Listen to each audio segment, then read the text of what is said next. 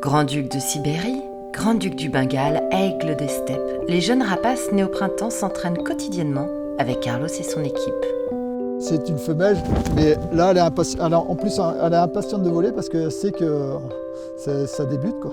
Là je vais aller la poser sur la passerelle, je vais faire juste un petit saut et puis après je vais commencer à m'éloigner un petit peu plus pour la faire venir au point.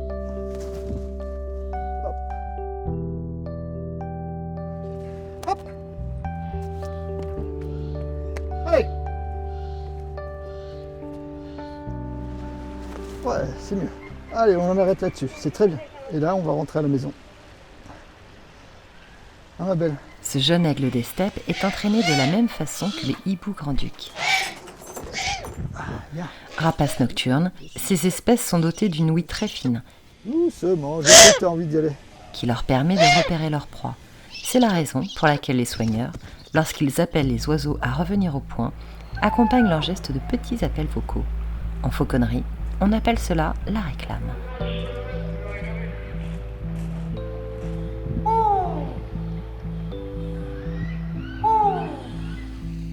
Chaque moment d'entraînement est singulier. Il faut s'adapter au caractère de chaque individu.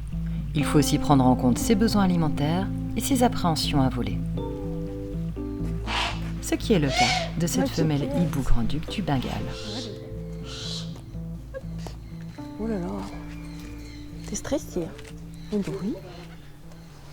Elle a fait une saison, même pas une saison, une moitié de saison de spectacle. Et en fait, elle voulait plus rentrer. Et clairement, s'est rendu compte que c'était un oiseau qui, clairement, n'aimait pas ça.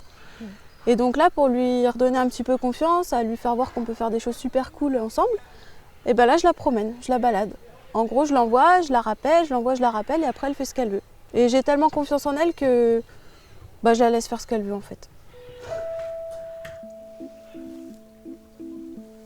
Ah bah oui, forcément. Elle a vu le bout de la récompense sortir de mon gant. Et du coup, elle s'est dit, attends, je vais l'attraper et après, je vais partir, quoi.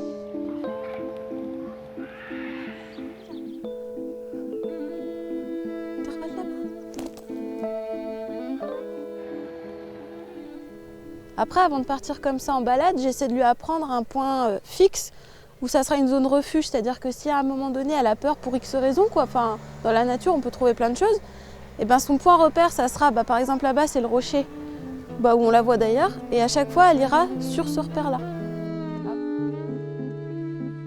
Depuis 2 ans, Julie promène quotidiennement cette femelle du Bengale dans le parc. Ces séances consolident leur relation, même si, comme aujourd'hui... Elle était coquine. Mais je l'aime trop. Qui sait si au printemps prochain, cette jeune femelle ne fera pas, elle aussi, partie du spectacle.